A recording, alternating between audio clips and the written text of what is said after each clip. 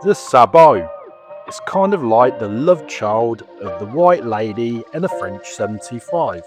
Also, this is not the code names you and your colleagues use about two directors who are having an affair which started at your work's Christmas party.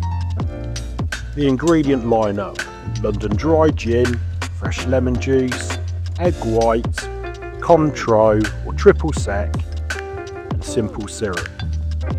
We're going to kick this one off with 1.5 ounces, that's 45ml of a London dry gin. Then add 3/4 ounce, that's 22.5ml of Cointreau or a triple sec. Then add 1/2 ounce, that's 15ml of the simple syrup. Add 3/4 ounce, that's 22.5ml of fresh lemon juice. And lastly, add around 1 ounce, that's 30ml of egg whites. What we're going to do now is we're going to give this a good dry shake. What I like to do is use a spare coil from an old Hawthorne strainer, which I find really helps. History wise, this is a riff on the White Lady, but it's not really known about when it started to appear.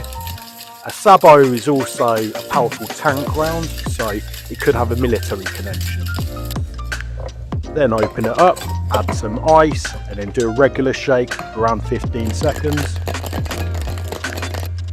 Double strain this into a chilled coupe glass, let this settle a bit.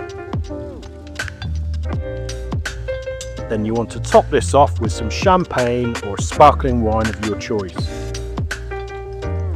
Taste wise, I actually quite like this. I would prefer a little bit more champagne. That's how I like drinks, if there's always champagne around. I'm an absolute fiend. Anybody who knows me can tell you that. But I do find it's a good, smooth and elegant drink. And yeah, I think it's just good to have a little bit of variation sometimes, because I'm always making things like French 75s or mimosas this time of year. Just something different to try out.